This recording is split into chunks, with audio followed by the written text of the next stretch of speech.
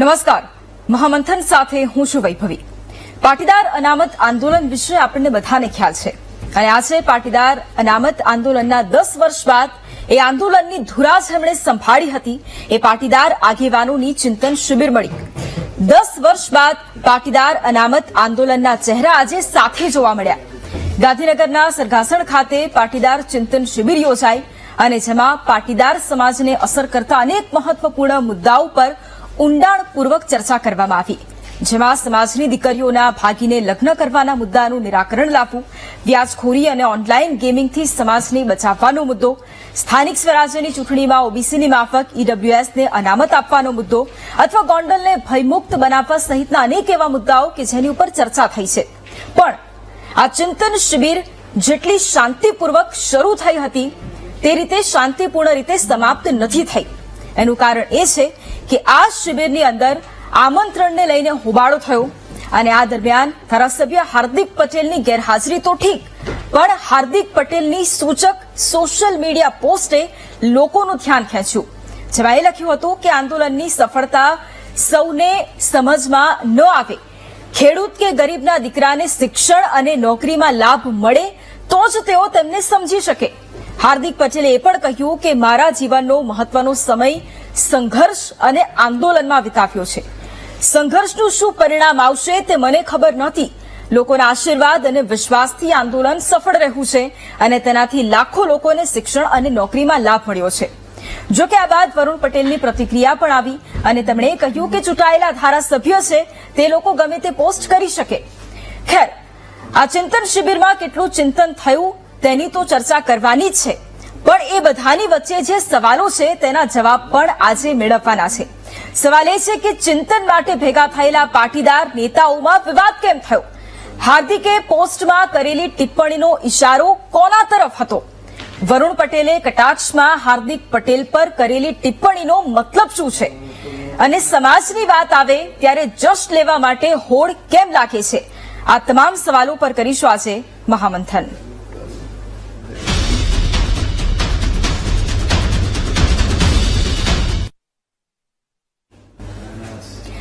અને પાટીદાર અનામતના એ ચહેરાઓ, એ આંદોલનના એ ચહેરાઓ કે જે આજે 10 વર્ષ બાદ એક સાથે આપણને જોવા મળ્યા અને જ્યારે ચિંતન શિબિરની શરૂઆત થાય એ પહેલા એ તમામ લોકોના ચહેરા પર એક સ્મિત હતું, કારણ કે ઘણા બધા મુદ્દાઓની ચર્ચા કરવાના હતા।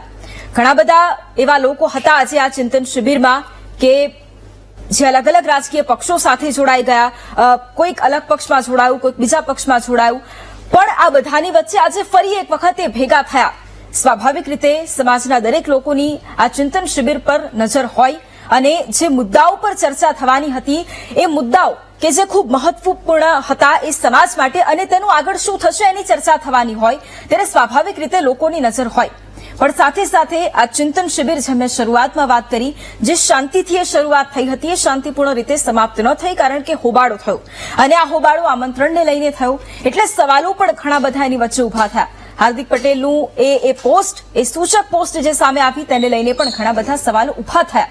સવાલ અહીંયા એ છે કે આ બધાની વચ્ચે એ આગેવાનો જે હાજર રહ્યા હતા તેમનું શું કહેવું છે? અલગ અલગ નિવેદનો સામે આવ્યા, કોઈકે એવું કહ્યું કે અમને નિશાન બનાવવામાં આવ્યા છે, અમને ટાર્ગેટ કરવામાં આવ્યા છે।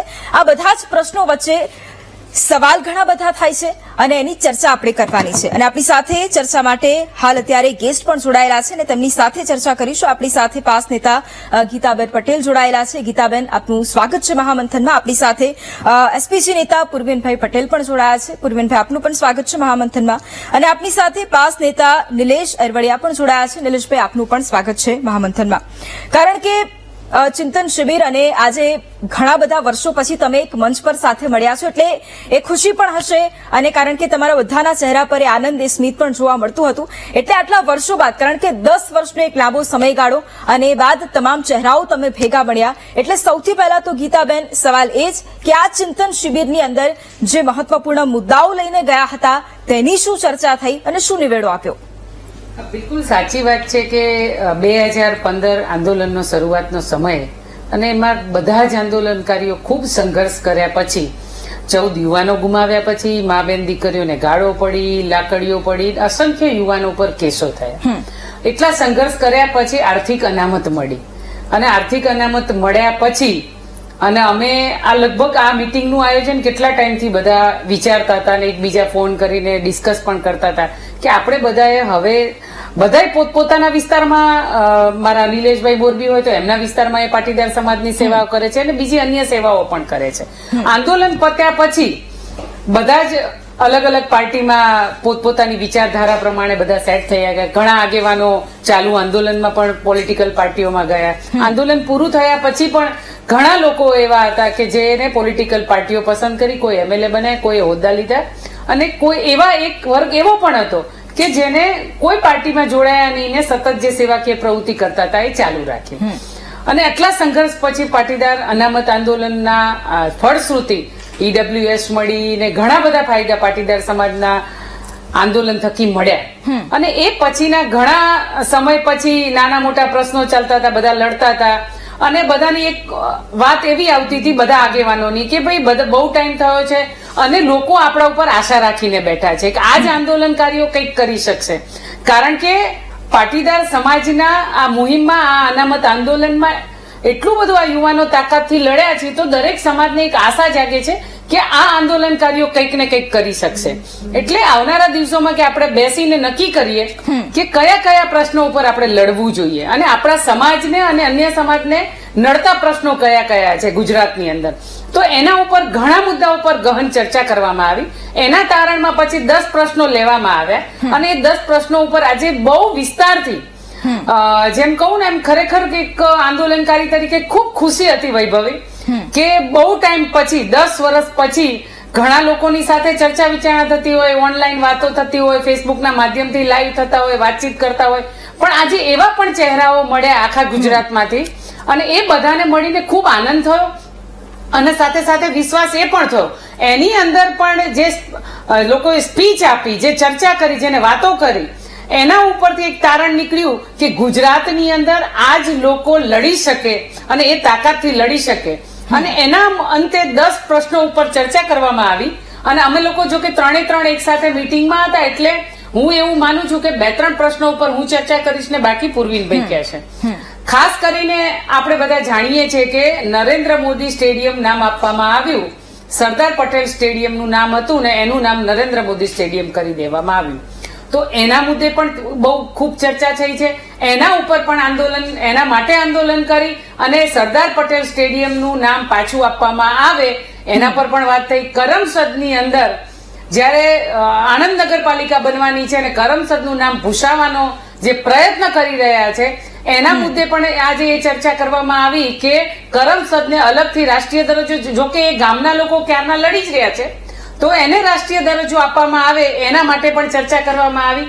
અને ખાસ કરીને આજના યુવાનો, એ પાટીદાર સમાજના હોય કે દરેક સમાજના હોય, એ યુવાનો ઓનલાઈન ગેમિંગ અને આજકાલ આપણે જોઈ રહ્યા છીએ ડ્રગ્સ, દારૂના રવાડે, જે ઓનલાઈન ગેમિંગમાં જે અત્યારે આપણે જોઈ રહ્યા છીએ કે હીરો ને એ બધા, આમ આપણા ગુજરાતની અંદર તમે જુગાર રમો તો તમને પોલીસ આવીને પકડી જાય અને તમારા ઉપર કેસ બને, તમારી જે અંદર રમતા હોય એ બધી પૈસાથી માંડીને તમારા સાધનો બધું જપ્ત કરી લે, તમારા પર કેસ બને. એવી જ ગેમ ઓનલાઈન રમાય છે. એ ઓનલાઈન ગેમો રમાય છે તો એના ઉપર હીરોથી માંડીને બધા જ લોકો એની એડ કરે છે, માર્કેટિંગ કરે છે. અને આજનું ગુજરાતનું યુવા ધન, જે પાટીદાર સમાજના યુવાનો અને બીજા સમાજના યુવાનો એના રવાડે ચડી ગયા છે અને લાખો કરોડોનું દેવું થઈ જાય, રમી નાખે. પછી જયારે વિસ્તારમાં કોઈ 5%, 10%, 15%, 20% પૈસા આપતા હોય એને જોડેથી પૈસા લે ને પછી એ પૈસા ના આપી શકે એટલે એને એવી હેરાનગતિ થાય, પરેશાની થાય. કોઈ મા બાપ સક્ષમ હોય તો 5-10 વીઘા વેચી નાખે અને વેચીને એ દેવું ભરતા હોય છે. અને કોક એવા યુવાનો હોય છે કે જે ઘરે નથી કહી શકતા, એવી પરિસ્થિતિમાં ફસાયા હોય તો આત્મહત્યા સુધીની ઘટનાઓ આ ગુજરાતની અંદર આપણે બધાએ જોઈ છે.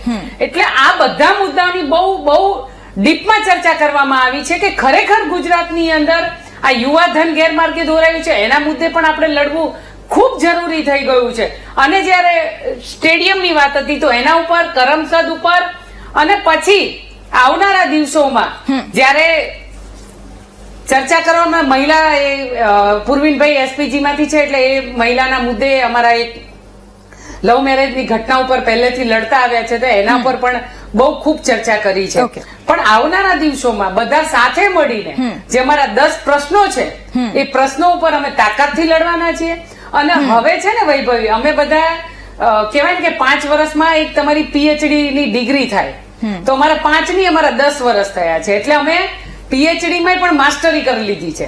અને આ સરકાર સાથે કઈ સ્ટ્રેટેજી, કયા પ્લાનિંગ, કેવી રીતે લડવું એ અમે ખૂબ સમજી ગયા છીએ. Okay. હવે અમને ખબર પડી ગઈ છે, કારણ કે અમે પહેલા હવે અમારું પ્લાનિંગ કરીશું અને જન સમર્થન લઈશું, તાલુકામાં જઈશું, જિલ્લામાં જઈશું, અમારા પ્રશ્નો લઈને ચિંતા કરીશું કે હવે આપણે શું કરવું જોઈએ.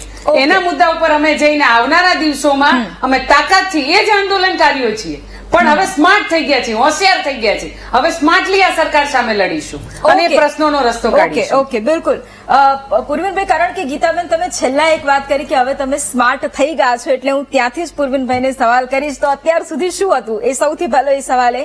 અને બીજી વાત એ કે ઘણી બધી મહત્વની બાબત ગીતાબેને અહીંયા કરી, પણ એની વચ્ચે બીજો એક પ્રશ્ન એ કે હોબાળો થયો એ લોકોએ જોયું, કારણ કે સમાજના લોકો તમને જોવે છે અને એમની અપેક્ષા હોય, ગીતાબેને જે વાત કરી, લોકોની અપેક્ષા હોય કે અમારા માટે કંઈક થશે, પણ લોકો એ પણ જોવે છે કે અંદર હોબાળો થાય છે. તો એ કેમ થાય છે?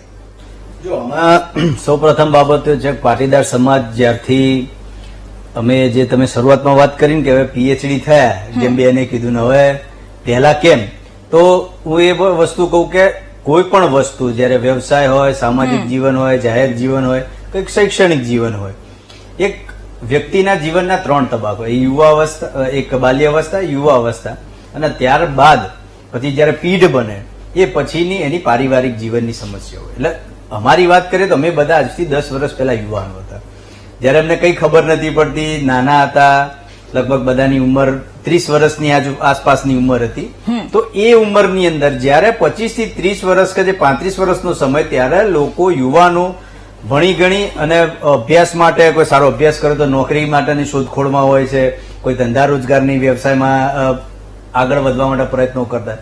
એ સમય દરમિયાન અમે જયારે ગુજરાતમાં અમારા સમાજના યુવાનો જયારે પીડાતા હતા, એની પીડાનો પ્રશ્ન લઈને અમે બહાર નીકળ્યા. અને તમે જોઈ શકો છો આઝાદીના 70 વર્ષ પછી કોઈ પણ એક સમાજ માટે, કોઈ સમુદાય માટે રાજ્ય સરકારે કોઈ વૈકલ્પિક વ્યવસ્થા ઉભી કરી હોય એવો માત્ર ને માત્ર જો આઝાદી પછી કોઈ કિસ્સો હોય તો પાટીદાર અનામત આંદોલન છે. પાટીદાર અનામત આંદોલનથી ના માત્ર ગુજરાતમાં વસતા પાટીદારોને, જેટલા પણ સવર્ણ સમાજના લોકો છે, જેટલામાં સવર્ણ સમાજના યુવાનો છે, જે ભાઈઓ, અમારી બહેનો, તમામ લોકોને લાભ મળ્યો છે. એટલે તમે એ જોઈ શકો કે જયારે 30 વર્ષના યુવાનો, 25 થી 30 વર્ષના ઘણા યુવાનો તમારે એવા હતા કે 20 વર્ષની ઉંમર હતી કે જેને પોતાના અભ્યાસ પછી શું કરવું એ ખબર ના હોય. જયારે આપણે પૂછતા, આપણે દીકરો 12મા ધોરણમાં આવે ને એટલે પછી પૂછતા આવીએ 10મા પછી કે ભાઈ એને સાયન્સ લેવડાવો કે કોમર્સ લેવડાવો. એવા સમય દરમિયાન અમે તો જયારે ગુજરાતના વસતા લોકોની સમસ્યા લઈને નીકળ્યા. આજની વાત કરીએ તો એ સમય દરમિયાન પણ નાના મોટા પ્રશ્ન હતા. અને પાટીદાર સમાજમાં કેવું છે, અમારા તો ઘર ઘર નેતા છે, ગલી ગલી નેતા છે. એટલે નાના મોટા પ્રશ્નો થાય અને એ ના બને ને તો સારું, સમાજે અમે કંઈક ચિંતન શિબિર કે ગમે તે આયોજન, કોઈ પ્રશ્ન ના બને તો એ અમારી, અમને એવું લાગે કે હારી કંઈક ખામી રહી ગઈ છે, કંઈક ત્રુટી રહી ગઈ. પણ એના ઉપર નથી પડતો. મુખ્ય વિષય ઉપર આવું છું. ગુજરાતના વસતા તમામ પાટીદાર સમાજને હું આ મંચ ઉપરથી એટલું જ કહેવા માંગુ છું કે લગભગ 10 વર્ષના અંતે 1 દશક વીતી ગયો, પણ અત્યાર સુધી નાના મોટા જે પણ વિખવાદો થયા છે, પણ આજની જે મીટિંગ રહી એ એસપીજી પાસના જેટલા પણ જૂના નેતાઓ હતા, આગેવાનો અમે મળ્યા. સૌ પહેલા તો મળવાનો આનંદ થયો. અને આજની આ મીટિંગની અંદર જે સમાજના જે નાનામાં નાના પ્રશ્નો છે, જે રોજિંદા જીવનમાં સમાજને હૃદયસ્પર્શી જે મુદ્દા છે, એ મુદ્દાઓની અમે ચર્ચા કરી, મુદ્દા બનાવ્યા અને 10 ઠોસ મુદ્દા બનાવ્યા હતા. એના ઉપર ચર્ચા કરી. એટલે મહત્વની બાબત ઉપર એ જાઉં છું. સૌથી પહેલો પ્રશ્ન આજે મેં લીધો હતો લગ્નની નોંધણી બાબતનો. એસપીજી ગ્રુપ દ્વારા વર્ષો પહેલાની એની શરૂઆત કરવામાં આવી હતી. 2019 ની અંદર અમે કલોલ ખાતે અમે લગભગ 10,000 ફોર્મ ભર્યા હતા. અને 10,000 ફોર્મની અંદર દરેક ઘરેથી માતા પિતાની હાજરીમાં મુદ્દા ડિસ્કસ કરી અને સહી કર્યા હતા. તમામ લોકોનું એ જ મંતવ્ય હતું કે લગ્નની જે નોંધણી થાય છે એની અંદર માતા પિતાની સહી લો અને દીકરીઓની જે આપણા પરણાવવાની ઉંમર છે એના વધારો. આ 2019 થી અમે શરૂઆત કરી હતી. અને ઓફિશિયલ ઓન પેપર આજની તારીખે બી એ 10,000 ફોર્મ ભરેલા છે, એ બી અમારી જોડે પડ્યા છે. એના સિવાય અમે જે છપાયા હતા એ પણ પડ્યા છે. પણ ત્યારબાદ સમહાવ કોરોના આવી ગયો, પછી ફરીથી અસર આવી, એટલે એની અંદર કામ કરી શકે નહીં. પણ ગ્રાઉન્ડ ઉપર આજની તારીખે અમારું કામ ચાલુ છે. એટલે આ મુદ્દો માત્ર પટેલ સમાજ માટે નહીં, તમામ સમાજના અન્ય બીજા સમાજના લોકો છે એના માટે બી બહુ જ આ મહત્વનો મુદ્દો છે. અત્યારે પરિસ્થિતિનું નિર્માણ એવું થઈ રહ્યું છે વૈભવીબેન કે પહેલા તો દીકરીઓ લઈ જતા હતા, હવે તો પ્રોપર ગંડા એવો ચાલે છે કે પટેલ સમાજની દીકરીને લઈ જવાની, સુખી ઘરની દીકરીને લેવાની, ભગાડી ગયા બાદ પછી મેરેજ કરાવવાના, અને ત્યારબાદ 15-20 દિવસ કે મહિનો જાય ને એટલે એની મિલકતમાં ભાગ માંગવાનું. એટલે સમાજનો કોઈ પણ પરિવાર પેલા તો દીકરી ખોવે છે, દીકરી જતી રહે એટલે એની આબરૂ ઓછી થાય છે, જે તે પરિવારની આબરૂ ઓછી થયા પછી આર્થિક રીતે પણ આ લોકો નુકસાન કરે છે. એટલે પ્રોપર એક એજન્ડા પ્રોપરગંડા ચાલી રહ્યો છે. એ વિષય અમે આજે ધ્યાનમાં લીધો છે અને આ વિષયની અંદર તમામ જેટલા લોકો બેઠા હતા તમામ સામૂહિક એક જ અવાજે વાત કરી કે આ મુદ્દો હૃદયસ્પર્શી છે ને આપણે આ ચલાવવો જોઈએ. એના માટે થઈને અમે સરકારના બી અત્યારે અમે મળવાના છીએ અને કહેવાના છીએ કે ચોક્કસ સમય મર્યાદાની અંદર આના ઉપર કોઈ તમે વિષય ઉપર નિર્ણય લ્યો. માની લો કે નિર્ણય લેતા નથી તો જે રીતે અમે આંદોલન કર્યું હતું એ જ રીતે પણ અમે આના માટે હવે રોજ રોજ રસ્તા ઉપર આવવું, રોજ આંદોલન કરવા એ પણ વ્યાજબી નથી. એટલે જનજાગૃતિના જે પણ અમારાથી બનતા પ્રયત્નો છે અને બનતા કાર્યક્રમો છે આખા ગુજરાતમાં અમે કરીશું અને સમાજના તમામ લોકોની વચ્ચે જઈશું. બિલકુલ. એટલે આ મુદ્દો હતો. બીજું જે ઓનલાઈન ગેમની જે બેને વાત કરીએ એટલે ઘણા બધા બીજા મુદ્દા છે, સ્થાનિક સ્વરાજની ઇલેક્શનના ટોટલ 10 મુદ્દા છે પણ સમયનો અભાવ છે અને બીજા મારા સાથી મિત્ર છે એ પણ નિલેશભાઈ આગળ તમને વાત કરશે.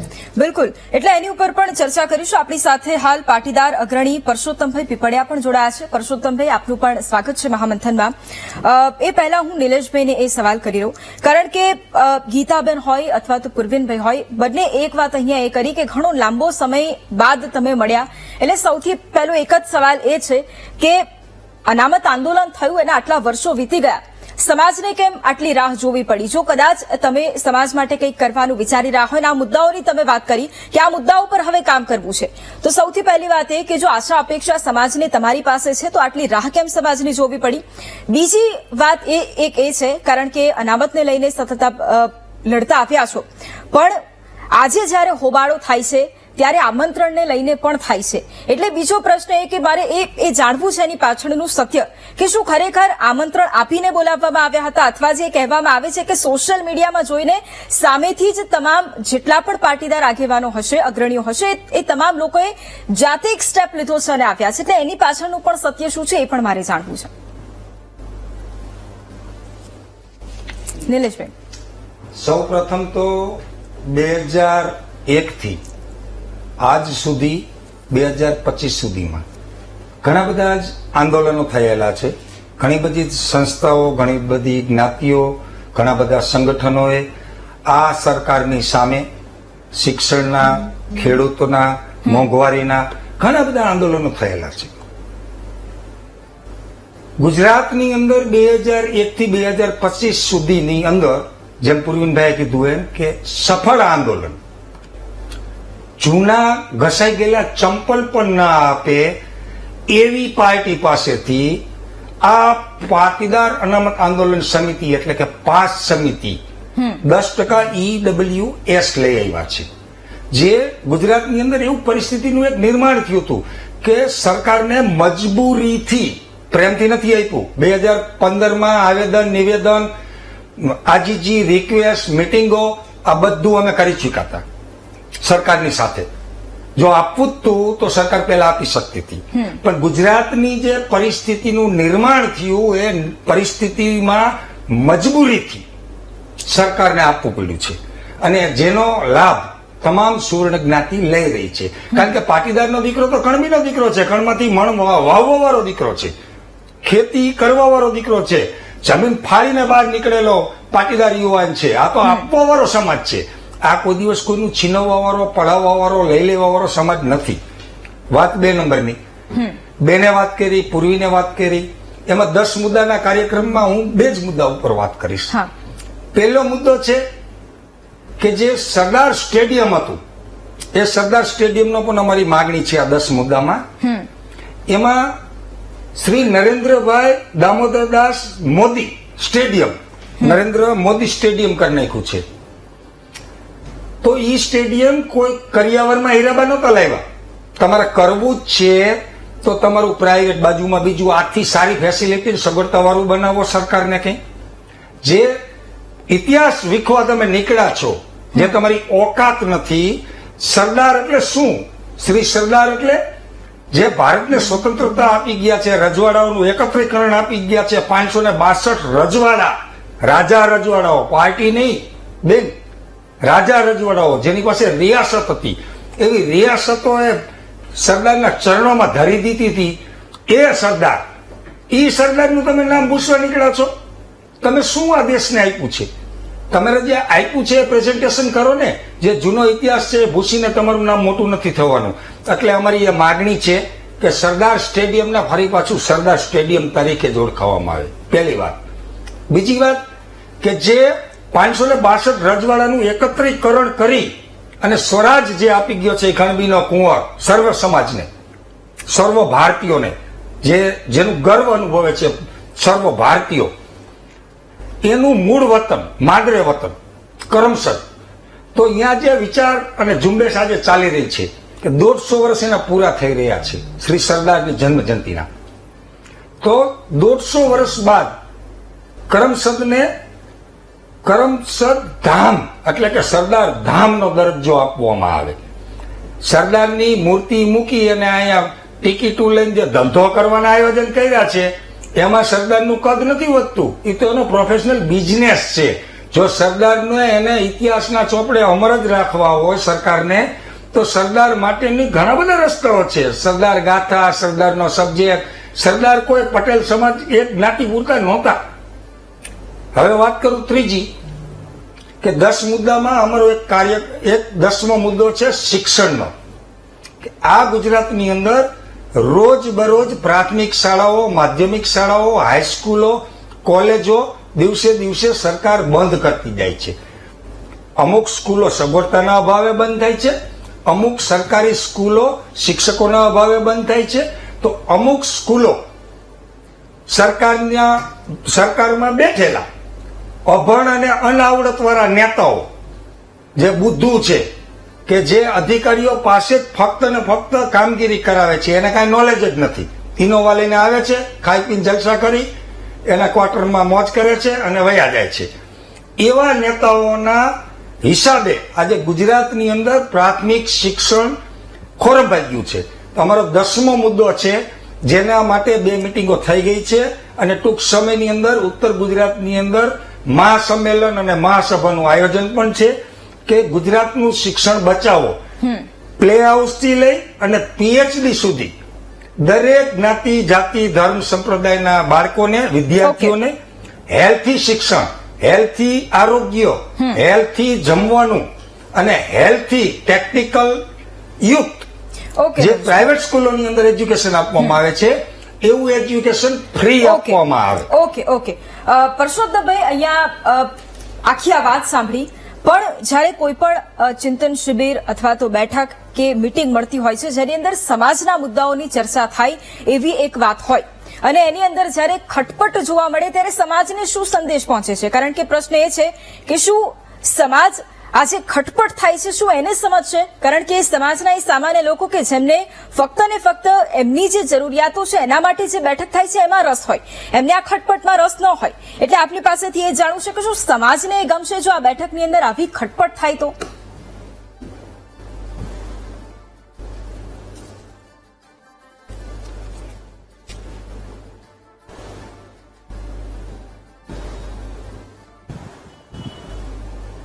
પરસોત્તમભાઈ, અવાજ આવી રહ્યો છે? અવાજ આવી ગયો? હા, હવે આવે છે. જી પરસોત્તમભાઈ, પ્રશ્ન એ છે કે જ્યારે ચિંતન શિબિર મળતી હોય અથવા બેઠક મળતી હોય, મીટિંગ થતી હોય સમાજના પ્રશ્નોને લઈને, અને એમાં જ્યારે ખટપટ થતી હોય ત્યારે શું સમાજને ગમશે ખટપટ થવી?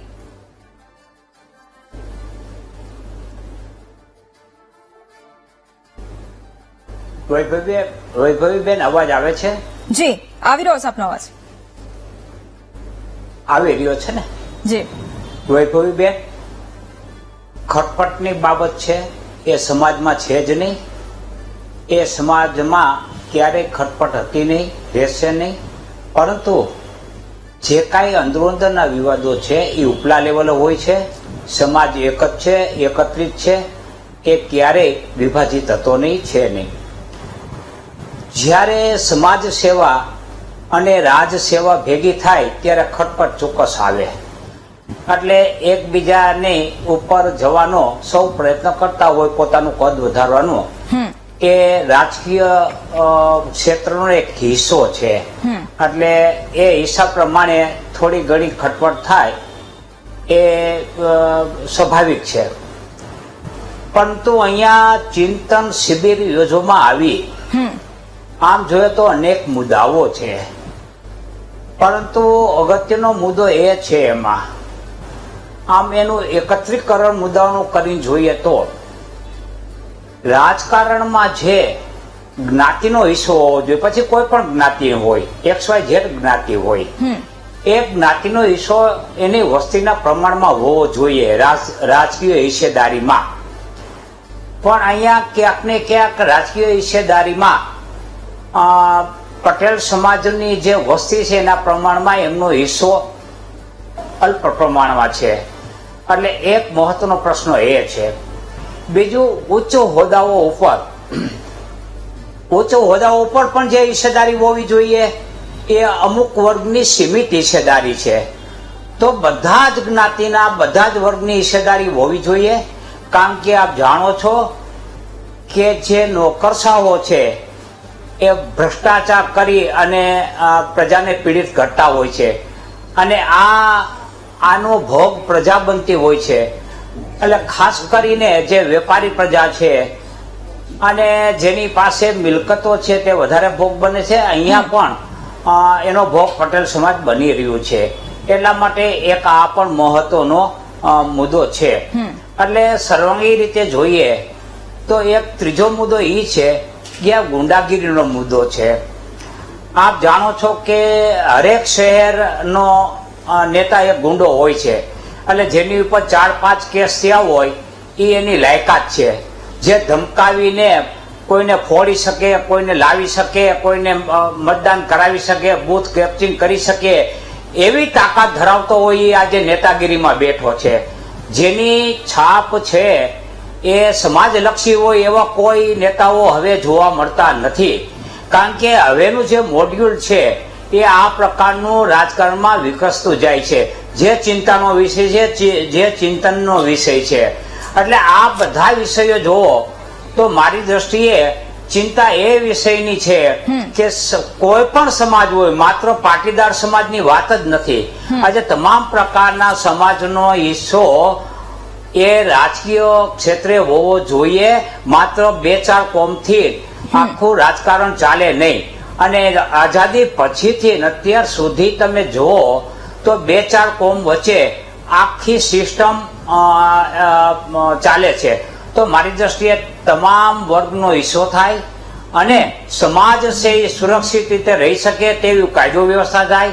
આજે ધારાસભ્યના ઘરેથી કાયદો વ્યવસ્થાનું કામ ચાલતું હોય, પોલીસ તંત્ર ત્યાંથી ચાલતું હોય, કલેક્ટર છે એ પક્ષ પ્રમુખના ઘરે જતા હોય, આ બધી બાબતો સામાન્ય થઈ ગઈ છે.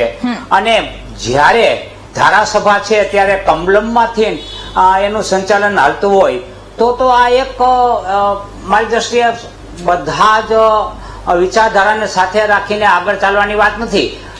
દેશની અંદર બધી જ વિચારધારાને આગળ ચાલીને, બધા વર્ગને આગળ ચાલીને, બધા ધર્મને આગળ ચાલીને ચાલવાની વાત છે. એમાં ક્યાંક ખામી છે. એટલા માટે પાટીદાર સમાજ એનાથી પીડિત છે કે એમને જે એના વસ્તી પ્રમાણ મળવું જોઈએ તે મળતું નથી, તેનાથી પીડિત છે. ઓકે, બિલકુલ. ગીતાબેન, કારણ કે બીજો એક બહુ જ મહત્વનો મુદ્દો આજના દિવસનો એ રહ્યો, કારણ કે એક તરફ આપની ચિંતન શિબિર ચાલી રહી હતી, એમાં હાર્દિક પટેલ કે જે એ પણ પાટીદાર અનામત આંદોલનનો એક ચહેરો અને અત્યારે ધારાસભ્ય છે જો કે વિરમગામના, પણ એમની એ પોસ્ટ જે ખૂબ વાયરલ થઈ, એ પોસ્ટ પણ અમે બતાવી રહ્યા છીએ ને જેમાં એમણે એ સંઘર્ષની વાત કરીને એમણે એ વાત કહી કે જે કોઈ ગરીબના દીકરા હશે જેમને અત્યારે લાભ મળતો હશે તે સમજી શકે. એટલે આ પોસ્ટ, એટલે તમને એવું લાગે છે કે આ નિશાનો કદાચ આ ચિંતન શિબિર પર હતો? તમને એવું લાગે છે? જો વૈભવી, આ પોસ્ટ છે ને એમની 2 દિવસ પહેલાની છે. સાથે સાથે હું એક વાત એ કહી દઉં છું કે જે તમે નીચે ચલાવી રહ્યા છો કે હાર્દિક પટેલને આમંત્રણ ના અપાયું, ખરેખર આંદોલનકારીનો મુખ્ય ચહેરો તો આયોજન જ એને કરવાનું હોય, તો એ તો કેમ દૂર રહ્યા? અને સોશિયલ મીડિયાના માધ્યમથી પૂર્વીનભાઈ હોય, ગીતા પટેલ હોય, નિલેશ એરવાડિયા હોય કે જેટલા પણ આંદોલનકારીઓ હતા બધાએ પોતાના નામથી ફેસબુકના પેજ પરથી બધાએ આ પોસ્ટ કરી છે, જાહેર આમંત્રણ આપ્યું હતું. ખરેખર સમાજના નામે જે નેતા બની ગયા છે, સમાજના નામે જેને ધારાસભ્ય પદ લીધું છે, સમાજના નામે જેને જે કર્યું છે અત્યાર સુધીમાં, ખરેખર એને સમાજની ચિંતા એમને કરવાની હતી, આયોજન બધા એને કરવાના હતા. તો એ કેમ કે ભાજપમાં ગયા પછી કોઈ પ્રશ્નો નથી બોલી શકતા, નથી કહી શકતા? તો આ બધું તો એમને સામેથી, આ તો ઉલટા ચોર કોટવાલને દંડે, તો એવી વાત થઈ. અમારે એમનું કહેવાનું હોય, એના બદલીમાં એ તો અમારા ઉપર આક્ષેપ લગાવે છે. સત્તા પર તો તમે છો, તમારે એમ કેવું જોઈએ કે લાવો કેટલા પ્રશ્નો છે, હું સરકારમાં જઈશ, આ પ્રશ્નોનું સોલ્યુશન હું કાઢીશ, લાવો હું તમને સીએમ નું ટાઈમ લઈ દઉં, ચલો આપણે કયા સમાજમાં પ્રશ્નો છે. તમને એવું લાગે છે કે ધારાસભ્ય બન્યા પછી એ સંપર્ક જ તૂટી ગયો છે, એવું લાગે છે? પણ મારો કહેવાનો ભાવાર્થ જ આ છે ને કે આ જ બધું એમને કરવાનું છે ને એ જ વિરોધ કરી રહ્યા છે. પેલા હવનમાં હાડકા નાખવાનું કામ એમનું છે. આ કાર્યક્રમની અંદર બધાને જાહેર આમંત્રણ, વ્યક્તિગત ગીતા પટેલને કોણ ફોન કરે? અમે બધા જ મુખ્ય આંદોલનકારીઓ છીએ, અમે જ બધા ચર્ચા કરવાના હોય, બધા ઉપર વિશેષ ચર્ચાઓ બધી થવાની હોય. તો આમાં કઈ કોઈને કોઈના દીકરાઓનું લગ્ન નથી કે મારા ઘરે કોઈ હવન નથી કે મારે કંકોત્રી છપાઈને કોઈને આમંત્રણ. આ તો સમાજની જેને ચિંતા કરવાની, સમાજના પ્રશ્નો હોય એના ઉપર લડવાનું હોય, એના ઉપર ચર્ચા કરવાની હોય, અને ઉપરથી એ તો સત્તામાં છે, એમને તો આ પ્રશ્નોનું સમાધાન કરવાનું હોય. તો એમાં સમાધાનની પ્રોસેસમાં નથી બેસતા, ક્યાંય કોઈની સાથે ચર્ચા નથી કરતા. એમને પૂછો ને ધારાસભ્ય ત્યાં પછી કોને સિંગલ ફોન કર્યો છે. એટલે હું એવું માનું છું કે કદાચ આ બધી વાતમાં પડ્યા કરતા એમને કદાચ આ સમાજની ચિંતા કરી હોત ને આ 10 મુદ્દા ઉપર એમને કીધું હોત કે લાવો ચલો કયા પ્રશ્નો છે આપણે લડીએ, તો એના બદલીમાં એમને તો દૂર રહેવાનું કામ કર્યું છે. બધાએ પોસ્ટો, બધાને જાહેર આમંત્રણ હતું, આમાં તો કોઈને કાઢી મૂકવાના નહોતા. આ જ આંદોલનકારીઓ હતા, બધા 2015 માં આંદોલન ચલાવતા હતા, અને આ બધા જ આંદોલનકારીઓની ફળશ્રુતિના કારણે આ સમાજને મળ્યું છે.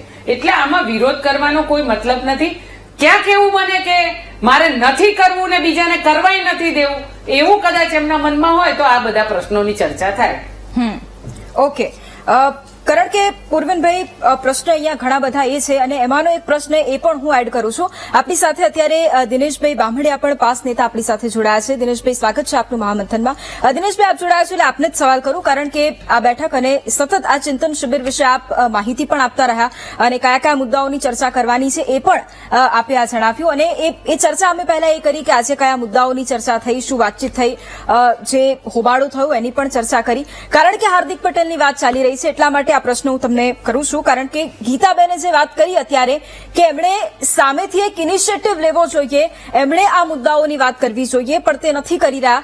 એટલે શું આપને એની અંદર થોડું એડ કરીને હું એવું કહું કે સત્તાનો નશો કદાચ એમને તમારા બધાથી કે અથવા ચિંતન શિબિરથી દૂર રાખી રહ્યો હોય એવું આપને લાગ્યું આજે? આમાં મુખ્ય વિષય એ છે કે જયારે હાર્દિક ધારાસભ્ય નહોતા ત્યારે અમે લોકો એવું કહેતા હતા કે ભાઈ ધારાસભ્યો જે છે એ બાગડ બિલ્લાઓ સમાજની કોઈ વાતમાં આવતા નથી, અને 44 ધારાસભ્યમાં જેટલી કેરીઓ બગડી જાય એને ફેંકી દેવી જોઈએ. એ હાર્દિક પટેલના શબ્દો છે, આ શબ્દો અમારી આખી ટીમના શબ્દો છે. એટલે આમાં તમામ જવાબો આવી જાય છે. બીજી બાબત એ છે કે હાર્દિક શું કરે છે, દિનેશભાઈ શું કરે છે, કે ગીતાબેન શું કરે છે, બહુ મહત્વની બાબત નથી. કારણ કે આ આંદોલન, સમગ્ર આંદોલન જે ચાલ્યું અને જે સરકારે સ્વીકારી, એમાં જેટલા જાણીતા ચહેરાઓ છે એના કરતાં તો લાખોની સંખ્યામાં જે જાણીતા ચહેરાઓ નથી એનો મુખ્ય યોગદાન હતું.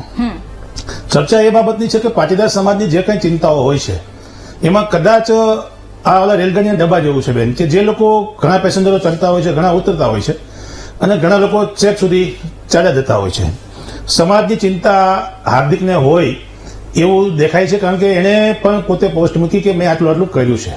એટલે ક્યાંક એને પણ ડર લાગી રહ્યો છે કે ભારતીય જનતા પાર્ટીની સરકારમાં હું ધારાસભ્ય છું, તો કદાચ મને કોઈ સરકાર સામે કઈ પ્રશ્નો ઉભા થાય તો મારે એને પણ બચાવવા છે, અને મારે સમાજને પણ કહેવું છે કે ભાઈ હું સમાજનો એક યોદ્ધા છું. એટલે એને આ પોસ્ટ મૂકવાનો કદાચ વિચાર્યું હોય. હું તો એમાં કોઈ પણ જાતની મેં વાંચી પણ નથી. અને બીજી બાબત એ છે કે પાટીદાર સમાજ ક્યારે પણ કોઈની વાતમાં આવી જાય, કોઈની વાત સાંભળીને એને સ્વીકારી લે કે એને ફેંકી દે એવું બનતું જ નથી બેન.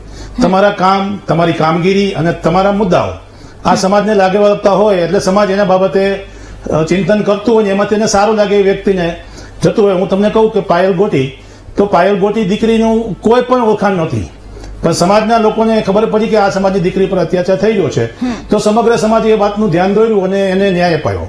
એટલે જ્યારે કોઈ પણ મુદ્દાઓ ઉભા થાય, અત્યારે મુખ્ય મુદ્દા એ છે કે ચિંતન શિબિરમાં કોણ હતું કોણ નહોતું એ મહત્વ નથી. ચિંતન શિબિરનો મુદ્દો શું હતો?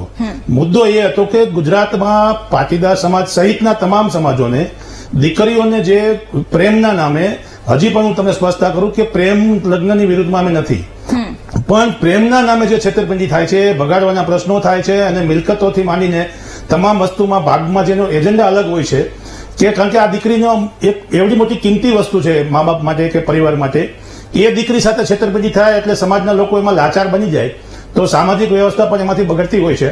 એટલે મુખ્ય બાબત અમારી બે જ બાબત હતી કે ભાઈ પાટીદાર આંદોલન સમિતિ આ બાબતમાં જાગૃતિ લાવે અને સરકાર પાસે માંગણી કરે કે ભાઈ સરકાર, અને આ માંગણી આજકાલની છે જ નહીં, 2 વર્ષ પહેલા પણ કરેલી છે અને 4 વર્ષ પહેલા પણ કરેલી છે, પરંતુ હવે એ સમય પાકી ગયો છે તો આમાં તાત્કાલિક સરકારે કંઈક નિર્ણય લેવો પડે એમ છે.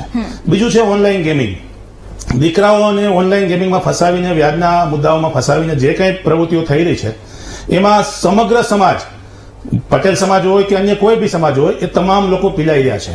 ક્યાંક ને ક્યાંક એની સાથે ભોગ બને છે, દીકરાઓને કારણે જમીન વેચવી પડે છે. અને એનાથી વધારે કે ઘણા બધા પરિવારો એવા છે કે દીકરા દીકરીઓ બહાર કહી શકતા નથી અને સુસાઇડના પ્રશ્નો બને છે, પોતાના વાળ ખોયા મિલકતો પણ ખોવે છે અને દીકરાઓ અને બાળકો પણ ખોવે છે. તો આ બાબતે જાગૃત સમાજની ચિંતા કરતા અમે લોકોએ એક વસ્તુ વિચારી કે સરકાર પાસે આમની માંગણી થાય અને સરકાર આ બાબતમાં વિચારે. સરકાર પણ એના ઘણા બધા પ્રયાસો કરતી હોય છે, પણ ક્યાંક ને ક્યાંક એવા બનાવો બને છે કે જે આ મોટી સંખ્યામાં આ બનાવો બની રહ્યા છે. બીજો સૌથી આજનો મુખ્ય મુદ્દો બેન એ હતો કે ગુજરાતમાં બિન અનામત વર્ગ જેટલી સંખ્યા છે એને બાકાત કરીને એસટી એસસી ઓબીસી નું જે રિઝર્વેશન આપવામાં આવ્યું એને અમે ત્યારે પણ સ્વીકાર્યું હતું ને આજે પણ સ્વીકારીએ છીએ, પરંતુ બિન અનામત વર્ગ માટે પણ સિક્યોર વ્યવસ્થા કરવામાં આવે. એટલે કે સ્થાનિક સ્વરાજની ચૂંટણીઓ જે છે ગ્રામ પંચાયતથી માંડીને એમાં 10% અનામત હોય, બિન અનામત વર્ગની જેટલી વસ્તી હોય વસ્તીના આધારે અનામતની જોગવાઈ કરવામાં આવે, એ મુખ્ય મુદ્દો હતો. એના માટે અમે ગુજરાત હાઈકોર્ટમાં પિટિશન પણ દાખલ કરી છે, પીઆર પણ દાખલ કરી છે. સોમવારે એ પિટિશન બોર્ડ ઉપર છે. રાજ્ય સરકારે જે રિપોર્ટ રજૂ કર્યો એનાથી અને સુપ્રીમ કોર્ટની જે ગાઈડલાઈન હતી એનાથી વિપરીત આ રિપોર્ટ કરવામાં આવ્યો અને એના આધારે રિઝર્વેશનની ક્રાઇટેરિયા નક્કી કરવામાં આવ્યો.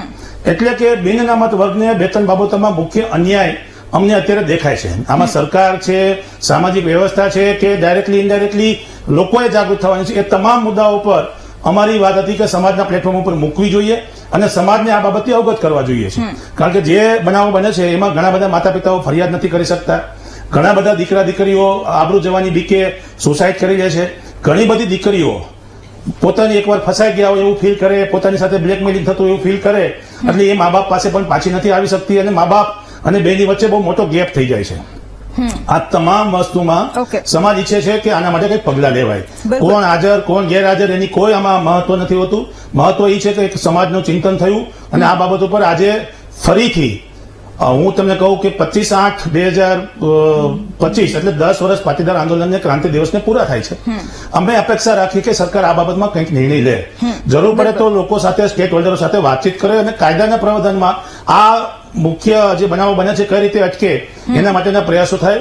ઓનલાઈન ગેમિંગ સંપૂર્ણપણે પ્રતિબંધિત હોવા છતાં વધારેમાં વધારે એની પર કાળજી રાખીને સરકાર બંધ કરે એવા સંપૂર્ણપણે અમારી માંગણીઓ છે અને આ બાબતમાં ચિંતન થયું છે. ઓકે, કારણ કે દિનેશભાઈ આપણે અત્યારે જે વાત કરી કે કોણ હાજર રહે કોણ ગેરહાજર રહે એ કદાચ કોઈ ફરક નથી પડતો, પણ આમ કદાચ જોવા જઈએ તો એની ચર્ચા વધારે થતી હોય છે કે કોણ હાજર છે અને કોણ ગેરહાજર છે, અને એટલા જ માટે એ જ્યારે ચર્ચા થાય ત્યારે એના બધા ઘણા તર્ક વિતર્ક નીકળતા હોય છે. એ જ તર્ક વિતર્કો પછી સામે આવતા હોય છે અને તેને લઈને જ આપને સવાલો કરવામાં આવતા હોય. પણ પૂર્વિનભાઈ, અહીંયા પ્રશ્ન બીજો એ પણ છે, કારણ કે જયેશ પટેલના મુદ્દે આજે થોડો હોબાળો થયો અને એ વાત આખી વહેતી થઈ અને એની અંદર ઘણી બધી બાબતો એ પણ કહેવામાં આવી. જ્યારે જયેશ પટેલનું એક નિવેદન સામે આવ્યું ત્યારે એમાં તેમણે એ વાત કરી છે કે અમુક ચોક્કસ લોકોને ટાર્ગેટ કરાયા અથવા અમુક ચોક્કસ લોકો ત્યાં ગયા, એવી બધી વાતો વહેતી થઈ છે. વાત ફક્ત ને ફક્ત સમાજ માટેનું જો કામ હોય અને જો આવી વાતો વહેતી થાય, સમાજના અગ્રણીઓ જે તે વિસ્તારમાં હોય અને જ્યાં કામ કરતા આવ્યા હોય એ લોકો જો આવી વાતો કરે તો સમાજને શું મેસેજ જશે, સમાજને શું સંદેશ જશે? બેન, તમારા પ્રશ્નમાં તમારો જવાબ છે. મહત્વની બાબત એ છે કે જ્યારે આ ચિંતન શિબિરનું આયોજન કરવામાં આવ્યું ત્યારે વ્યક્તિગત રીતે હું કહું તો અમે કોઈને ફોન કર્યા નથી. જેટલા તમામ આંદોલનકારી આગેવાનો છે અત્યારે 10 વર્ષ પછી એને નેતા કહી શકાય કે જે આટલા આંદોલનકારી નેતાઓ છે એ તમામ લોકોને માત્ર ને માત્ર સોશિયલ મીડિયાના માધ્યમથી ફેસબુક હોય કે ઇન્સ્ટાગ્રામ જે પણ જે લોકો અત્યારે વર્તમાન સમયમાં જે લોકો વાપરે છે કે જે યુઝ કરે છે તો તમામ લોકોને સોશિયલ મીડિયાના માધ્યમથી જ આમંત્રણ આપવામાં આવ્યું હતું. અમે બધા જે પણ આંદોલનકારી છે એ બધાની સામૂહિક એક સાથે જ એક પોસ્ટ હતી, એમાં કોઈનું નામ નહોતું. અને પહેલીવાર 10 વર્ષ પછી પહેલીવાર પ્રથમવાર જે બેઠક મળી એમાં કોઈ પણ આગેવાનીના આગેવાન સિવાય અને તમામ લોકો એક છત્રછાયા નીચે ભેગા મળ્યા હોય એવો 10 વર્ષના ઇતિહાસમાં આજે એસપીજી પાસના તમામ લોકો જ ભેગા થયા હતા. એના સિવાય ભૂતકાળમાં ઘણી બધી મિટિંગો કરી હતી, પણ આજે જયારે 10 વર્ષ થઈ ગયા છે અમારા આંદોલનને અને અમે જયારે આ ચિંતન શિબિરનું આયોજન કર્યું ત્યારે માત્ર ને માત્ર સોશિયલ મીડિયાથી જ કીધું, કોઈને વ્યક્તિગત ફોન કર્યા અને આમંત્રણ આપ્યું નથી. તમામ સમિતિના પાસ હોય કે એસપીજી હોય બંને સમિતિના આગેવાનો જે મુખ્ય છે એ તમામ આગેવાનોને બધાને ખબર જ હતી. અને એ સિવાય સોશિયલ મીડિયા દ્વારા જેટલા લોકોને જાણ ના કરી હોય કે કદાચ કોઈને એવું હોય કે મને ફોન નથી એવા તમામ લોકોના સામેથી જ અમને ફોન આવ્યા છે કે ભાઈ પૂર્વિનભાઈ ગાંધીનગરમાં ક્યાં બેઠક રાખી છે? તમે કહ્યું કે ભાઈ આ જગ્યાએ બેઠક રાખી છે ને આટલા વાગે છે, આ સમય છે, આટલા લોકો ઉપસ્થિત રહેવાના, આપને સમય હોય તો પધારજો. એ રીતે જ આમંત્રણ આપ્યું, કોઈ ચોક્કસ કોઈને આમંત્રણ આપ્યું નથી. અને રહી વાત કદાચ ક્યાંય આમંત્રણ આપવામાં કે બીજી કોઈ એ હોય જે તમે આપણે જે પ્રશ્ન કર્યો, તો મારું વ્યક્તિગત એવું માનવું છે કે તમે સમાજ માટે આટલો બધો ભોગ આપ્યો છે, સમય આપ્યો છે, તો આપને સોશિયલ મીડિયાના માધ્યમથી જાણ થઈ હોય તો કદાચ એવું જરૂરી નથી કે આંદોલનમાં 10 આગેવાનો હોય તો એક વ્યક્તિને 10 જોડે સંબંધ સારા ના હોય, તો જેની જોડે હુફાળા સંબંધ હોય એની સાથે વાત કરી અને આવી શકાય છે. આવું મારું વ્યક્તિગત ચોક્કસ માનવું. ઓકે, એટલે નિલેશભાઈ અત્યારે પૂર્વિનભાઈ પણ જે વાત કરી છે ને એમાં જો કદાચ ક્યારેક એ વાતચીત દ્વારા એ કદાચ કંઈક મનમુટાવ હોય કે સમસ્યાઓ હોય તેનો જો કદાચ નિવેડો લાવવા માટે સમાજ માટે એક થઈને કામ કરવાની વાત હોય એ સમય જો લાવવાની જરૂરિયાત હોય ને જો એ ફક્ત ને ફક્ત વાતચીતથી એ સમસ્યા પછી કોઈ પણ વ્યક્તિને હોય, સમાજના કોઈ પણ અગ્રણીને હોય, જો એ મનમુટાવ દૂર થતો હોય તો એના માટે કેટલી તૈયારી? એના માટે બધી જ તૈયારીઓ છે, પણ જ્યારે સમાજના સ્વાભિમાનને ઠેસ પહોંચાડી, સમાજને વિશ્વાસ તોડી, હું મારી પાસેથી મારું પર્સનલ ઓપિનિયન્સ છે આ કે સમાજ સાથે વિશ્વાસઘાત કરી, સમાજ સાથે છેતરપિંડી કરી અને કોઈ પણ રાજનીતિમાં જ્યારે જાય છે ત્યારે સમાજને સ્વાભાવિકપણે કોઈ પણ સમાજ હોય એને લાગી આવે છે કે આ બહુ અઘટિત અને ખોટું થયું છે. તો એવી જ રીતે તમારો જે સવાલ છે, આજની મહામંથન મારી દ્રષ્ટિએ જે તમે ફોકસ કરો છો, કોણ આવ્યું કોણ ન આવ્યું, કેમ ના આવ્યું, આ સમાચાર ને મેસેજ ને, આ મુદ્દો જ નથી. મુદ્દો 10 મુદ્દાનો કાર્યક્રમ છે. આજે ચિંતન શિબિર થઈ એમાં એની પણ આપણે ચર્ચા કરી છે, એ કયા મુદ્દાઓ છે એની પણ ચર્ચા કરી છે. હું એ ટોપિક ઉપર આવવા માંગુ છું કે 10 મુદ્દાની માગણીઓ સમાજની છે.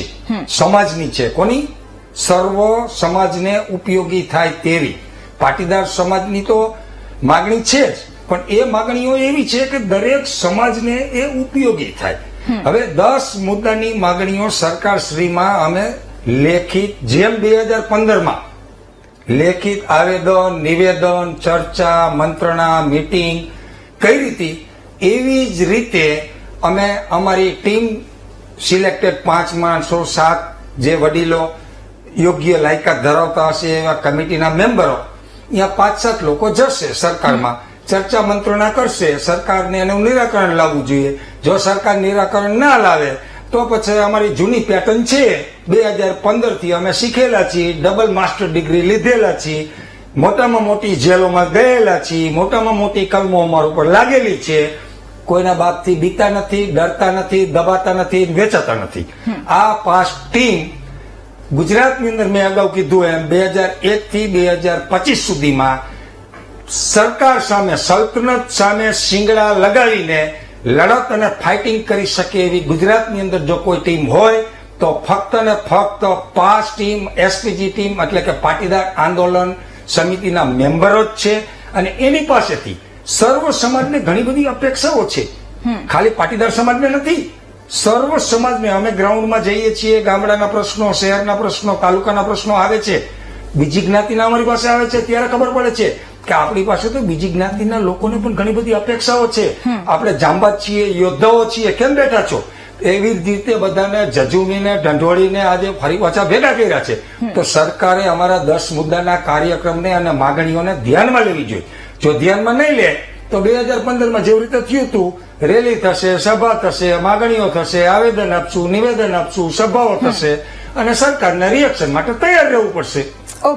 ઓકે બિલકુલ. અને આગળ એટલા જ માટે આ મુદ્દે ચર્ચા કરવી છે, કારણ કે નિલેશભાઈ વાત અહીંયા એ પણ હતી કે દરેક વ્યક્તિ, કારણ કે વડોદરામાં જો કદાચ પાટીદાર અગ્રણી હોય તે પોતાના વિસ્તારમાં ચર્ચા કરતા હોય, અમદાવાદની વાત હોય તો અમદાવાદમાં અલગ પોતાની રીતના ચર્ચા કરતા હોય, દરેક વ્યક્તિ સુધી કદાચ આ જેટલા લોકો મળીએ કદાચ પહોંચી ન શકે. એટલે દરેક વિસ્તારના લોકો એમની સાથે જઈને ચર્ચા કરવાના હોય, એમને શું સમસ્યા હોય એ વાત તેઓ કરવાના હોય. એટલે કદાચ દરેક વ્યક્તિ દરેક વિસ્તારમાંથી આવું કદાચ એમનું એટલું જ જરૂરી બની જાય છે. કદાચ ગીતાબેન અમદાવાદથી છે, કદાચ ગીતાબેન વડોદરામાં ન પણ પહોંચી શકે જવાબ આપવા માટે. અમદાવાદના લોકો સાથે, અમદાવાદના જે પાટીદારના લોકો છે, સમાજના લોકો છે, તેમની સાથે તેઓ વાત કરે. એટલે પ્રશ્ન અહીંયા ફક્ત એ જ છે કે દરેક વ્યક્તિની હાજરી હોય, પણ એમાં જો આવા નિવેદનો આવતા હોય તો એ ઘણું બધું સૂચવે છે. આગળ તેના વિશે વધુ ચર્ચા કરીશું, પરંતુ હાલ રોકાઈશું એક બ્રેક માટે. Welcome back. અને ફરી એક વખત પાટીદારોની એ ચિંતન શિબિર જેની અત્યારે ચર્ચા કરી રહ્યા છે, આપણી સાથે ગેસ્ટ પણ જોડાયેલા છે. એટલા જ માટે દિનેશભાઈ, આપને સવાલ, હવે આગળ શું? કારણ કે આજે એ ચિંતન શિબિર થઈ, પરંતુ હવે લોકોને એ પણ અપેક્ષા કે શિબિર એ માત્ર એક ચિંતન પૂરતી ન રહેવી જોઈએ, એની આગળ જે એક્શન લેવા જોઈએ એ પણ થવું જોઈએ. એટલે હવે એની માટે શું? 25/8 સુધીમાં સરકાર આ બાબતે નિર્ણય લેશે એવી અમને સંપૂર્ણ આશા અને અપેક્ષા બંને છે. પરંતુ જો સરકાર આમાં ક્યાંય પણ કોઈ કારણોસર વિલંબ કરે છે તો શરૂઆતના બેઝિસ પર અમે દરેક તાલુકા, જિલ્લા અને મથકો ઉપર અમે જાગૃતિ કાર્યક્રમ, એટલે કે આ માંગણીને સમર્થન આપતા કાર્યક્રમો કરીશું, નહીં કે વિરોધના કાર્યક્રમો. અને સરકારને આ બાબતની સમર્થન બતાવીશું, કારણ કે ઓલરેડી એસપીજી દ્વારા 10,000 જેટલા ફોર્મો ભરી અને માતા પિતાની સહીઓ કરીને આપવામાં આવી પણ છે. એ ઝુંબેશ પણ ચલાવવામાં આવશે. અને સાથે સાથે જેટલા બી પ્રશ્નોની જે ઝુંબેશો અત્યારે ઓલરેડી તાલુકા અને ગામડા લેવલમાં ચાલી જ રહી છે, એને મોટા પાયે વધારે પડતી સંખ્યામાં થાય એવા પ્રયાસો તમામ લોકો દ્વારા કરવામાં આવશે. સમગ્ર ગુજરાતમાં આ વાતને લઈ જવામાં આવશે. 25/8 એટલે કે હજીથી 2 મહિના, અને 25/8 એટલે અમારો ક્રાંતિ દિવસ, જેને પાટીદાર આંદોલનને 10 વર્ષ પૂરા થાય છે. એટલે આ દિવસ પછીના દિવસોને તુરત જ અમે આ બાબતે એક કાર્યક્રમનું આયોજન કરીશું, અને એ કાર્યક્રમ દરેક ગ્રામ્ય વિસ્તાર, તાલુકા, જિલ્લામાં થશે. દરેકની અનુકૂળતા મુજબ અને દરેક સમાજ સુધી આ વાતને પહોંચાડવામાં આવશે, નહીં કે પાટીદાર પૂરતી સીમિત કરવામાં આવે. એટલે ખાસ કરીને આગળના જે કાર્યક્રમો છે એ સમયાંતરે કહેવામાં આવશે. પરંતુ આની પહેલા અમે સરકારશ્રી, એટલે કે માન્ય મુખ્યમંત્રીશ્રી અને કેબિનેટના તમામ મંત્રીઓને અમે લેખિતમાં અને મૌખિક બંને જાણ કરીશું કે ભાઈ અમે આવું ઈચ્છી રહ્યા છીએ કે ભાઈ આવો કાયદો બને, ને એના પાછળના નુકસાનના જે વાતો છે એ સરકારને એકવાર તો અમે ઓલરેડી બતાવેલી છે, પણ ફરીથી બતાવશું. કારણ કે આ સરકારે ભૂતકાળમાં જયારે લવ જેહાદનો કાયદો કર્યો ત્યારે એસપીજી દ્વારા જ લવ જેહાદના કાયદાની માંગણી કરવામાં આવી હતી, અને એ સરકારે સારી રીતે એનો અમલવારી કરી હતી. એટલે સરકાર પાસે આ વાત રજૂઆતના રૂપમાં, આવેદનના રૂપમાં અને નિલેશભાઈ કીધું એમ દરેક રૂપમાં પહોંચાડવામાં આવશે. પરંતુ આ કાયદો બને ત્યાં સુધી આ મુવમેન્ટ ચાલશે. એટલે પહેલી બાબત એ છે. બીજી બાબત એ છે કે ઓનલાઈન ગેમ ઉપર જે પ્રતિબંધિત ગેમો છે એના સિવાયની એની કડક અમલવારી થાય, એના માટે દરેક વિસ્તાર, દરેક લોકો સુધી વાત પહોંચાડીશું, અને એની સામે ફરિયાદો થાય, લોકો પોલીસ પાસે જઈને એની વાત આપવીતી રજૂ કરે, એના ફરિયાદો દાખલ કરે. એ માટે જાગૃતિનું અભિયાન ચલાવશું, જેમાં સરકારનું જે અભિયાન છે એમાં અમે લોકો સુધી એ વાતને પહોંચાડીશું. અમારી મુખ્ય બીજી માંગણી છે કે સ્થાનિક સ્વરાજની અંદર 10% અનામતની જોગવાઈ કરવામાં આવે. બેન, આ ખૂબ જ અમારા માટે, એટલે કે બિન અનામત વર્ગ માટે એટલો બધો અસ્તિત્વનો સવાલનો પ્રશ્ન છે કે સરકાર હજી તો કોઈ એમાં ચૂંટણી બહુ ગ્રામ પંચાયતની ગઈ અને એક નગરપાલિકાની ચૂંટણી ગઈ, જિલ્લા પંચાયત, તાલુકા પંચાયત આવશે ત્યારે આનું રિએક્શન જોવા મળશે. કારણ કે સ્થાનિક સ્વરાજની અંદર જે સુપ્રીમ કોર્ટની ગાઈડલાઈન છે, સુપ્રીમ કોર્ટના કાયદાની વિરુદ્ધમાં રાજ્ય સરકારે જે બ્લોક ડિવાઈડ કર્યા છે, બ્લોક પાડ્યા છે, એનું ધ્યાન દોરવામાં આવશે. અને એમાં આગળની રજૂઆતો, કાયદાકીય સંપૂર્ણ પ્રક્રિયાઓ પાટીદાર આંદોલન 2000ના અલગ રીતે આ આંદોલન અમારું હશે કે પહેલા તમામ પ્રક્રિયાઓ પૂરી કરવામાં આવશે. કાયદાકીય હોય, રજૂઆતો હોય, સ્ટેટ સુધીના હોય, લોકો સુધી પહોંચાડવાની હોય, એ બધી વાતો પહોંચાડવામાં આવશે. એટલે આના પછીના તમે જેમ કીધું એમ કે અમારું ઇમ્પ્લિમેન્ટ એક જ વસ્તુનું છે કે બેન, આ બાબતમાં જેમ 2015માં અમે પાટીદાર લેવા અને કડવા ભેગા થઈને પાટીદાર થયા હતા, એવી રીતે આ બંને મુવમેન્ટોમાં પાસ એસપીજી સાથે છે. અમારી જેટલી સંસ્થાઓ છે એને પણ અમે જાણ કરીશું. અમારા રાજકીય આગેવાનો કોઈ પણ પક્ષમાં હોય એને પણ અમે આ બધી બાબતમાં જાણ કરીશું. એનું પણ સમર્થન માંગીશું અને પછી મુખ્ય મુદ્દાઓથી લોકોને અવગત કરીશું. ગમે એટલી લડાઈ લાંબી ચાલે પણ અમે એને લઈને જંપીશું. ઓકે બિલકુલ. અને છેલ્લે 30 સેકન્ડમાં ગીતાબેન, કારણ કે અત્યારે જે રીતે દિનેશભાઈએ વાત કરી, હવે કારણ કે શિબિર મળી અને હવે ચર્ચાઓ થઈ અને લોકોની અપેક્ષાઓ પણ હશે, આપના તરફથી આ એક અગ્રણી તરીકે પણ આપની શું જવાબદારી આજે સમજ્યા અને હવે આપનું શું સ્ટેન્ડ રહેવાનું છે? કોઈ પણ પ્રશ્ન હોય, ફક્ત આ 10 મુદ્દાની ચર્ચા નહીં પણ એના સિવાય પણ જો સમાજ માટે કોઈ પણ પ્રશ્નની વાત આવે તો? જો વૈભવી, અત્યાર સુધી 10 વર્ષની અંદર જે વિસ્તારમાં, ધારો કે હું અમદાવાદમાં રહું છું ને મારું નેટિવ સુરેન્દ્રનગર છે, તો ત્યાં પણ હોય, ત્યાંના પ્રશ્નો હોય, અમદાવાદના પ્રશ્નો હોય, પોતાના વિસ્તારના જે કઈ પ્રશ્નો હોય એઝ એ આંદોલનકારી તરીકે ઉઠાવ્યા છે ને એ પ્રશ્નો માટે લડ્યા છીએ. અને ગુજરાતમાં પાટીદાર અનામત આંદોલનની સમિતિના જે પણ આંદોલન થયું એનામાં પણ ખૂબ તાકાતથી ખૂબ સંઘર્ષ કરીને લડ્યા છે ને એમાં કેસો પણ થયા છે. આજ સુધી પણ એમાં સંઘર્ષ કરતા રહ્યા છે ને આવનારા દિવસોમાં આ શિબિર થઈ એક આંદોલનકારી તરીકે, એક પાટીદાર સમાજની દીકરી તરીકે જેટલા પણ પ્રશ્નોમાં ને જ્યાં સુધી લડવાનું થાય એ બધાએ સાથે મળીને કોઈ વાદ વિવાદ વગર ક્યાંય સ્થાન મળ્યું ના મળ્યું, આ તો સમાજનું મંચ છે, એમાં કોઈ આશા અપેક્ષા વગર જેટલું પણ એક પાટીદારની દીકરી તરીકે લડવું પડે એ લડવાનું અને સંઘર્ષ જેટલો કરવાનો થાય એ બધાએ સાથે મળીને કરશું ને આ જ્યાં સુધી પરિણામ નહીં મળે ત્યાં સુધી લડવાની તાકાત છે. પૂર્વનભાઈ, છેલ્લા 30 સેકન્ડમાં આપની પાસેથી જવાબ. હવે કારણ કે ગીતાબેને પણ પોતાની વાત અત્યારે જણાવી, આપના તરફથી છેલ્લે શું? આજના આ જે મુદ્દા અમે જે નક્કી કર્યા છે એના ઉપર આગામી ભવિષ્યમાં બહુ સારી રીતે કામ થાય અને સમાજના તમામ યુવાનોને અને સમાજના જે આંદોલનકારી નેતાઓ છે, આગેવાનોએ બધાને વિનંતી કે સમાજના જે પણ મુદ્દાઓ છે એના ઉપર નાના મોટા મન મોટા હોય કે વ્યક્તિગત હોય પણ સમાજલક્ષી કોઈ પણ મુદ્દો હોય તો પોતાના મન મોટા મૂકી અને એક સાથે લડવું જોઈએ. ઓકે, બિલકુલ. નિલેશભાઈ, કારણ કે પૂર્વિનભાઈ જે રીતે અત્યારે વાત કરી, ફક્ત ને ફક્ત સમાજના મુદ્દાઓની વાત હોય ત્યારે સાથે મળીને એક કામ થાય, એ મુદ્દે છેલ્લા આપનું શું નિવેદન? 30 સેકન્ડના જવાબ. સમાજના યોદ્ધા હતા, સમાજ માટે લડતા હતા, આજે સમાજના યોદ્ધાઓ છીએ, આવનારા સમયમાં પણ સમાજના યોદ્ધા બની રાજનીતિ જેને કરવી હશે રાજનીતિ કરશે. સમાજ નીતિ કરવા માટે નીકળ્યા છીએ, છાતી ઠોકીને નીકળ્યા છીએ, છાસ માગવા નીકળ્યા છીએ તો દોણી હાંગરીને અમે છાસ નહીં માગીએ. એવી જ રીતે આવનારા સમયમાં ખૂબ સંઘર્ષ, ગયા સમયમાં ખૂબ સંઘર્ષ કર્યો છે, જેલ યાત્રાઓ કરી છે, પરિવાર છોડીને આંદોલનો કર્યા છે. આવનારા સમયમાં હજુ પણ જે કઈ રાજદ્રોહ દેશદ્રોહથી મોટા કેસ લાગવા હોય તો પણ લાગી જાય, જેલ યાત્રા કરવી પડે તો જેલ યાત્રા પણ કરશું, પણ સમાજ માટે જે કઈ કરવું પડશે એ સર્વ સમાજ માટે પણ લડશું. ઓકે, બિલકુલ. પરસોત્તમભાઈ, છેલ્લા 30 સેકન્ડમાં આપની પાસેથી જવાબ, કારણ કે તમામ લોકોએ પોતાના અભિપ્રાય આપ્યા અને હવે સમાજ માટે તેઓ શું કરી શકે છે એની પણ આખી વાત. આપના તરફથી છેલ્લે શું સંદેશ? કારણ કે સમાજની વાત હોય ત્યારે એક તમામ લોકો થતા હોય એટલે છેલ્લે શું સંદેશ? વૈભવીબેન, સમાજના આગેવાનો સમાજના કામમાં કાર્યરત રહે, સમાજનો અવાજ બુલંદ કરે એ કાયમ રાખે. સમાજના આગેવાનો રાજકીય પક્ષનો અવાજ બનીને પોતાના અવાજને ડામી ન દે એવી બધા સમાજના આગેવાનોને મારી વિનંતી. કારણ કે અગ્રસ્થાને સમાજ હોવો જોઈએ. જ્યારે તમે સમાજના પ્રતિનિધિત્વ કરો છો ત્યારે રાજકારણમાં જવાની વાત અલગ છે અને રાજકારણમાં ગયા વગર અત્યારે જે સમાજનું કામ થવું જોઈએ એ કરવું જોઈએ. બિલકુલ, બિલકુલ. આપ તમામ અમારી સાથે આ ચર્ચામાં જોડાયા, તમામનો ધન્યવાદ. અને હવે આજે ચર્ચા થઈ, આજે ચિંતન શિબિરનું આયોજન થયું, પરંતુ એ ફક્ત ને ફક્ત ચિંતન સુધી ન રહે અને સમાજના લોકોની અપેક્ષાઓ છે અને જે મુદ્દાઓ પર ચર્ચા કરવામાં આવી, હવે એ મુદ્દાઓને લઈને પાટીદાર આંદોલનના એ તમામ જે અગ્રણીઓ છે જે આજે મળ્યા, હવે શું એક્શન પ્લાન રહેવાનું છે એના ઉપર પણ તમામ લોકોની નજર રહેવાની છે. મહામંથનમાં હાલ બસ આટલું જ. રજા આપશો. નમસ્કાર.